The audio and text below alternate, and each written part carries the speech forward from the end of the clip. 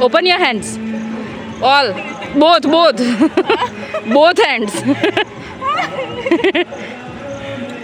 તમારે જવાનું છે પહેલા? ના, તમે જતા રહો. For today's video guys, sinama ko ng hipag ko, mag-camping daw kami kasama ng mga kaibigan niya at kasama ng mga anak nila. Ito yung pinapakita ko is naghihintay kami dito sa bahay ng kaibigan niya. Then ito yung daanan ng train dito sa India guys, sa Gujarat. Then guys, nandito na nga kami sa Caravanserai. Dito kami ang tawag nila is camping or magano ng mga activities. Ang dami ditong activities guys. Ang ganda ng view. Ang wala lang ako makapapakita gaanong picture sa inyo kasi hindi sila gaanong nagpipicture. Yun yung naano ko. Ang naano ko sa mga Indian na mga tao guys is hindi sila mahilig magpicture. Kundi mahilig lang sila i-enjoy yung araw nila. Ganon. Hindi tulad sa mga Pilipino is puro picture-picture, di ba?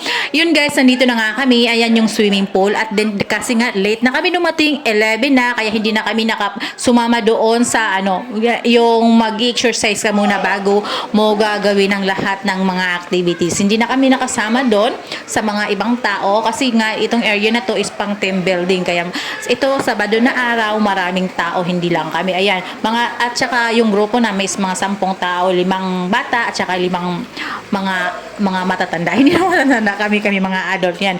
Kaya nga wala pa kaming breakfast at saka libre naman ang breakfast dito guys sa binayaran mo.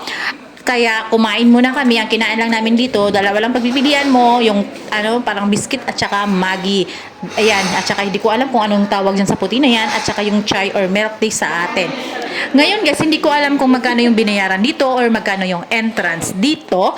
Pero ang hindi lang kasali sa bayad is yung car. Di ko alam. Basta 300 yung binayad namin doon. At saka yung zipline. Dito nga guys, sinasabi nung lalaki na dapat gawin.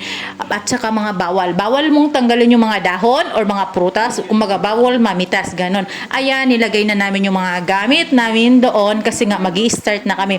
Unang-unang ginawa namin guys is trekking. Giatay guys. Gidala gid mi sa kasagbutan.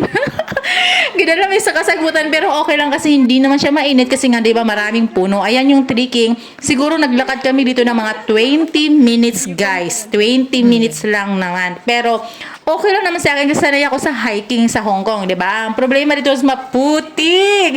Nagkataon pa yung suot kong sapatos is puti. Sabi ko, umuwi talaga ako, yung sapatos ko is sobrang dumi. Pero sinabihan naman ako ng hipag ko na wag ako magsuot nga ng puti. Pero dahil matigas ang ating lola, nagsuot pa rin ako ng puti.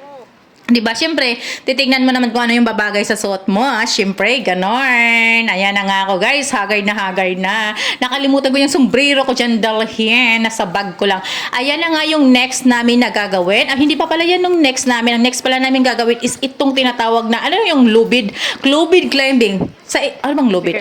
Rope, diba? Rope climbing, guys. Ayan. Hindi nyo ako makikita sa video nga dahil nga wala dito ang aking partner kasi puro lang mga babae at saka mga anak lang ang kasama.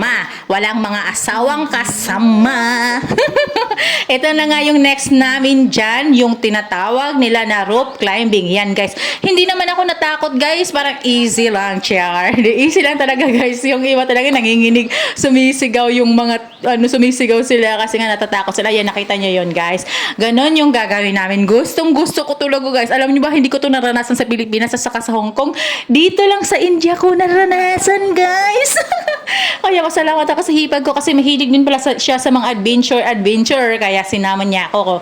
Ayan. Yan guys, nandiyan na nga kami guys. Ito na yung pangalawa naming activities. Yung rope climbing ba? Rope climb. Ay, pasensyahan nyo na yung pagpapronounce guys. Kasi Bisaya, yun naman. Di ba? Hindi naman lahat ng Bisaya. Siguro ako lang hindi ako talaga sa pagpronounce. Hirap ako. Aminin ko yon. Ayan yung hipag ko. Patapos na siya dyan. At saka yun, ako yung nauna palang natapos. Ay, natignan nyo yung stats guys. Hindi ako natakot dyan sa na yan. Yung may gulong. Diyan ako natakot guys sa na yan. Yung kahoy na yun. Kasi yung kahoy na yan sumasayaw. Pag inapakan mo, doon ako natatakot kasi yung legs ko siya. Tawag doon, yung humihiwalay ba? Masakit sa legs. Ayan na nga. Yung mga hindi namin sila kasama. Nakilala lang din namin sila dyan. And then, yung yung pamangkin ng aking partner at saka yung mga kaibigan niya. Ayan na guys. Patapos na yan. Yun ngayon. Hindi ako natakot dyan. Mayabang, no? Hindi nga, doon ako natakot doon sa isa. Doon, ayan yung pamangkin niya. Ayan, ganyan lang. Kung mahuhulog ka naman, guys, hindi naman, mataas yung huhulugan mo. Pero, di ba, syempre, nakakatakot pa rin kasi, syempre, di ba, pwede ka rin mabalian sa kahit ganyan lang kataas. Pero yung sa taas, doon ako natakot, guys, kasi sumasayaw-sayaw yung kahoy. Ayan na nga, patapos na kami dyan sa pangalawang activity. At pupunta na kami sa pangatlong activity namin, yung tinatawag nila na swing. May swing plank, may swing bridge, yung mga gano'n na yan, no? Ang haba yan. Tatlo yan, guys, tatlo bago ka makapunta sa final destination. Hindi nga, guys. Tatlo yan na pagsubok, guys. Ayan, ang pinili ko yung sa gitna. Char, para di ba? Para ma-challenge ako. Sinubukan ko yung gitna.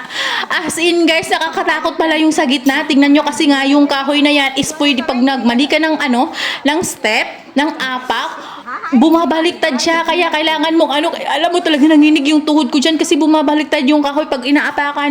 Yun nga, guys, wala nga akong video dyan kasi nga wala magbi-video. Nahiya naman ako sa mga kasama ko mag-video, di ba? Kasi siyempre mahirap magdala ng phone, hawak ng phone, di ba? Kailangan yung dalawang kamay mo walang hawak, di ba? Kasi nakahawak ka sa lubid. At dito nga, guys, pinili ko din yung sa gitna na yan. Ito na yung pangalawang challenge, guys. Sa gitna talaga ako mapak. Hindi ako dito pumili. Ito yung kaibigan ng pamangkin. Hindi ako dyan, guys. Tingnan nyo naman, sumasayaw, di ba? Natatakot ako dyan. Sabi ko, ayoko dyan. Kaya pinili ko yung sa gitna. Ito naman yung pangatlo, last na pagsubok sa buhay. Hindi ko rin pinili yung gulong kasi nga, nagtry ako 2 beses akong dyan humakbang. Umatras ako, guys, kasi sobrang nakakatakot. Ayan, sumasayaw siya. Kaya pinili ko din dyan yung gitna din. Alam mo, guys, dati sa Hong Kong, kaya ko naman siya lahat. Pero ngayon, parang di na kaya ng tuhod ko. Charing. Ito na nga, guys, 1:30 na, kumain na nga kami. At saka libre nga to sa binayaran namin lahat. Ayan na nga yung mga pagkain. Kunti lang ginawa ko. Alam niyo naman, hindi pa ako sanay sa pagkain ng mga Indiano, guys. Masarap naman siya, pero yun nga yung tiyan ko, hindi pa talaga kaya ng mga maanghang. Dito nga, guys, 4:30 na to. Natapos kami ng lunch is 2 o'clock. Then, nag-swimming muna ng 2 oras at saka half. Di kami nag-swimming, yung mga bata lang. Pagkatapos na mag-swimming namin, ito na nga, guys, nagbayad kami ulit ng 300 para mag-drive nito. Ako lang ang hindi nag-drive, guys, kasi nga hindi nga ako marunong mag-drive ng sasakyan. Kaya sabi ko dun sa lalaki, ikaw na lang mag-drive, sasakay ako. Diyos ko, dahi, grabe siya magpatakbo, dahi, sobrang bilis. Sabi ko, alam mo yung dibdib ko, nakakatakot talaga.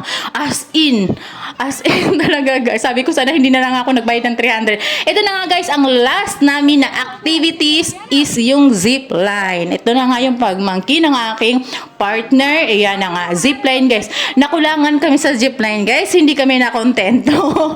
Talaga kami dyan. Bumalik kami ulit, nagbayad ulit kami ng 100 kasi nga hindi kasali sa entrance ang 100. Kailangan nung magdagdag. Pero yung ibang activities, guys, is free yun sa binayaran mo sa entrance. Pero yung zip line at saka yung mag-drive-drive, hindi ko tawag. Ano bang tawag na sa mag-drive-drive na yon is magdagdag ka. Yun lang yung zip line at saka yung mag-drive-drive ang magdagdag ka ng bayad. Yun na nga, guys. Then 5:15 natapos na kami mag-zip line, nakatapos na kami sa lahat-lahat at saka may libre na naman silang pa-snack. Yun na yung snack at then pauwi na nga kami, guys. Thank you for watching, guys. Nag-enjoy talaga